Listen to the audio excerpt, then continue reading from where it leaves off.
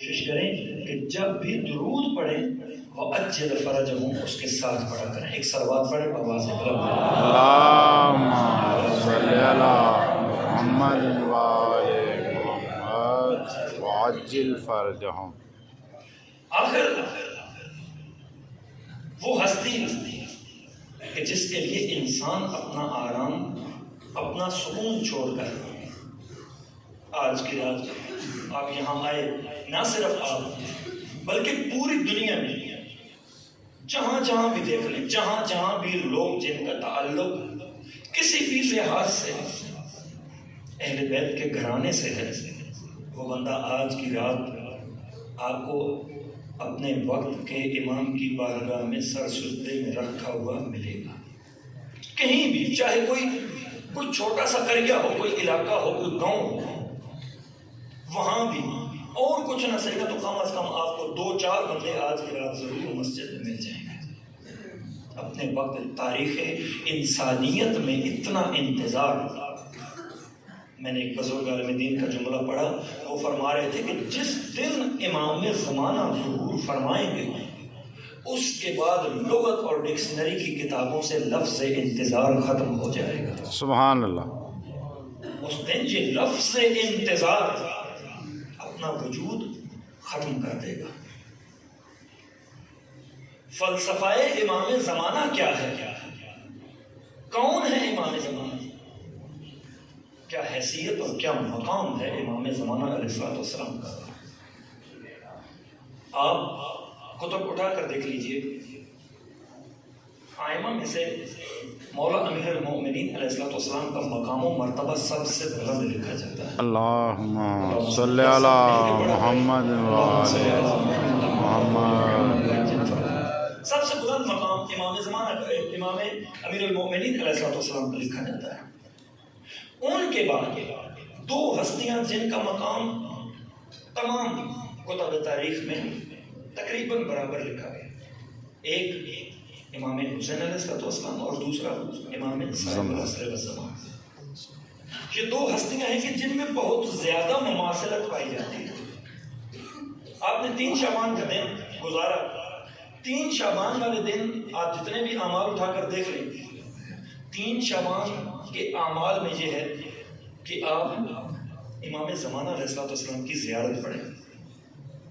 3 شعبان والے دن زیارت کس کی؟ امام زمانہ کی. اور آج بھی آپ دیکھ کے آنے ہوں گے آج دن ہے امام زمانہ کا اور زیارت کس کی منسوب ہے؟ امام حسین علیہ السلام کی. اسی طرح جس طرح امام حسین علیہ السلام کوفہ تک آنا چاہتے تھے امام زمانہ علیہ السلام کی غیبت کے بعد جب ظہور فرمائیں گے خانہ کعبہ میں تو امام کا خانہ کعبہ سے رخ کدھر ہوگا؟ کوفہ کی طرف. امام بھی ادھر بیٹھے کوفہ کی طرف. کوفہ آئیں گے امام زمانہ علیہ السلام. بہت سی مماثلت ہے امام زمانہ اور امام حسین علیہ السلام میں. ایک مماثلت ایسی خوبصورت جو امام زمانہ علیہ السلام اور مولا امیر المومنین علیہ السلام کے رسول خدا کے خطبہ غدیر میں ہے. غدیر کیسا واقعہ ہے؟ چونکہ ہمارے ہاں غدیر کا بڑا ہی مختصر چھوٹا سا اور ایک اجمالی سا تعارف ہے کہ غدیر مطلب کہ ولایت امیر المومنین علیہ السلام. بس ہمارے پاس اگر کوئی غدیر کا کوئی تصور ہے یا کوئی خاکہ ہمارے دل و دماغ میں پایا جاتا ہے تو وہ یہی ہے. غدیر یعنی اعلان ولایت. بس رسول خدا اپنے حجرے میں نماز شب پڑھ رہے تھے. حضرت جبرائیل کی آمد ہوتی ہے. یا رسول اللہ درود و سلام کے بعد کہہ رہا ہے کہ اپنے حجرے کو چھوڑیے اپنے صحن میں آئیے. اب رسول سنبھل رہے ہیں اٹھ رہے ہیں اور اپنے حجرے سے باہر نکلتے ہوئے جبرائیل سے یہ سوال کر رہے ہیں کہ اندر کیوں نہیں اور باہر کیوں؟ صحن میں کیوں؟ فرمایا اللہ کا حکم ہے کہ اب جو پیغام دینا ہے جو یہ قرآن کی آیت میں لے کر آیا ہوں یہ حجرے میں نہیں رسول کے صحن میں دینے ہیں. رسول اٹھے اپنے گھر کے صحن میں آتے ہیں، تشریف لاتے ہیں، حضرت جبرائیل رسول کے پاس آتے ہیں اور وہ قرآن کی یا ایھا الرسول بلغ ما انزل الیک من ربک،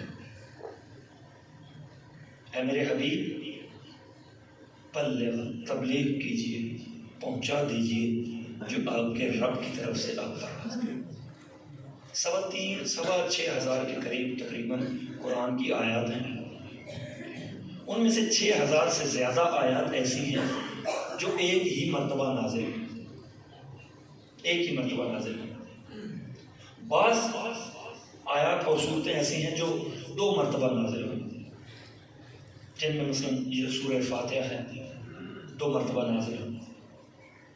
قرآن کی فقط ایک آیت ہے، یہی آیت بلغ یا ایھا الرسول بلغ ما انزل الیک، یہ قرآن کی واحد آیت ہے جو 3 مرتبہ نازل ہوئی۔ قرآن کی یہ واحد آیت ہے کہ جس کا نزول 3 دفعہ ہوا۔ یہ کون سا وقت ہے؟